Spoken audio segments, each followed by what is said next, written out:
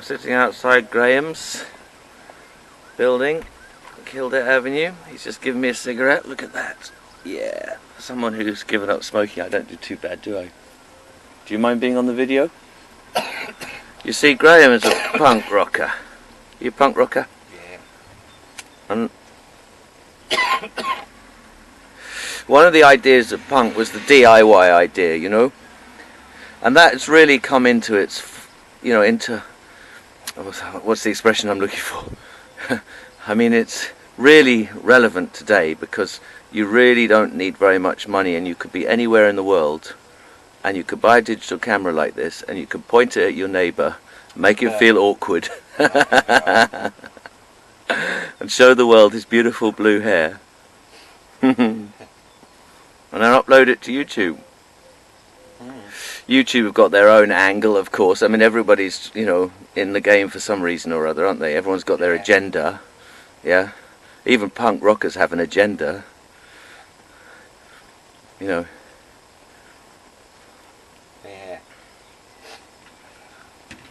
Johnny Rotten used to hate the other members of the band. He still does. Yeah, he still does. Can't stand them.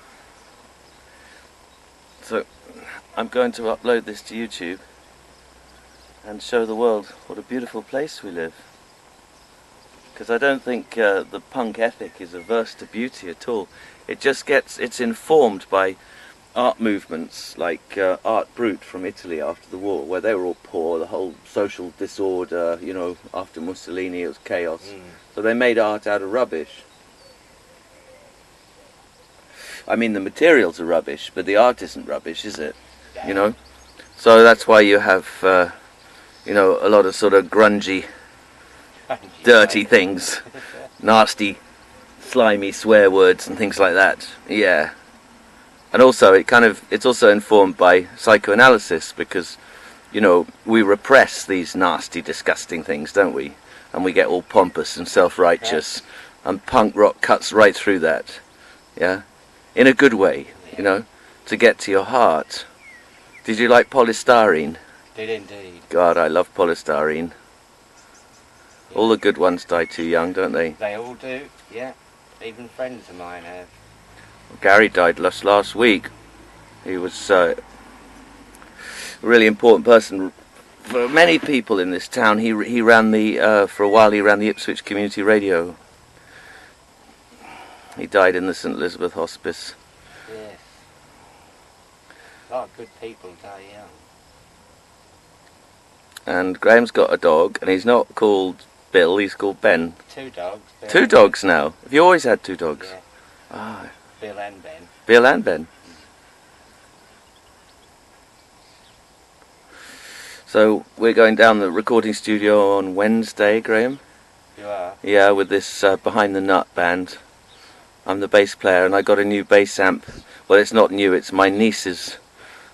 I went to see her in Warwick on the way to Birmingham over the weekend, and I gave it to her for her 17th birthday.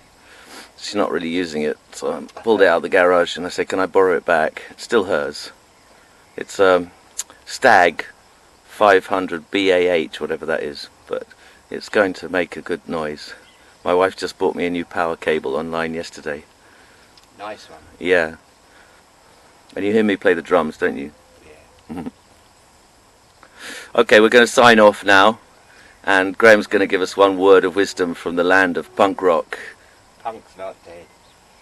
That's right. Yeah. It isn't actually. No, not in Ipswich it isn't. What are the good bands in Ipswich then? Casual Nausea, Red Flag, Smart Alex, Extreme Noise Terror. Extreme Noise Terror. I remember seeing them with John Peel at the Caribbean. Yeah. They're still going. Brilliant band. Yeah. Brilliant. Okay. Lots of joy and love for everybody. Punk is not dead. No.